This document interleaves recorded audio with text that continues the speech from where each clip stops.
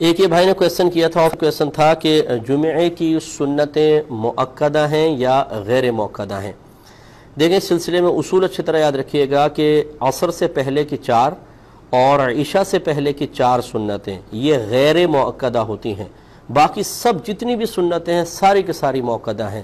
جیسے فجر سے پہلے کی 2، ظہر سے پہلے کی 4، پھر ظہر کے بعد 2، پھر مغرب کے بعد 2، پھر عشاء کے بعد 2۔ اس کے علاوہ جمعے کی تمام سنتیں مؤکدہ ہیں، غیر مؤکدہ نہیں ہیں۔ اور ضمناً میں عرض کر دیتا ہوں کہ یہ کیوں جاننا ضروری ہے کہ یہ مؤکدہ ہیں غیر مؤکدہ ہیں، اس وجہ سے کہ سنن مؤکدہ اور غیر مؤکدہ کی ادائیگی میں تھوڑا سا فرق ہوتا ہے جبکہ وہ 4 رکعتی ہوں۔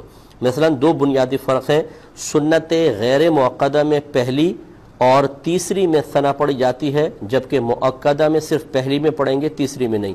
اور غیر مؤکدہ میں 2 کے بعد جب بیٹھیں گے تو التحیات کے بعد درود شریف پڑھنا سنت ہے، دعا بھی ملانے تو کوئی حرج نہیں، جبکہ سنت مؤکدہ بالکل فرض کی طرح ہوتی ہے کہ 2 رکعت کے بعد صرف آپ تشہد پڑھیں گے۔ اگر آپ نے اس کے آگے ایک بھی جملہ بنا لیا، یعنی اللہم صلی علی محمد یا اللہم صلی علی سیدنا، یہ پورا ایک جملہ بن گیا، سینٹنس بن گیا ہے، تو سجدہ صاحب واجب ہو جائے گا۔ تو یہ 2 بنیادی فرق ہیں۔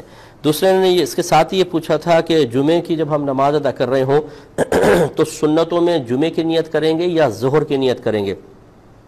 دیکھیں یہ بھی ایک عوامی غلطی ہے کہ جب آپ جمعہ پڑھ رہے ہوتے ہیں تو سارے رکعتیں جمعے کی ہیں، اب ظہر کا یہاں کوئی تعلق نہیں ہے، لہٰذا پہلے کی 4، پھر جمعے کی 2 فرض، پھر 4 سنت، پھر 2 سنت، 2 نفل، سب میں آپ کو جمعے کی نیت کرنی ہے، ظہر کی نیت نہیں کرنی ہے۔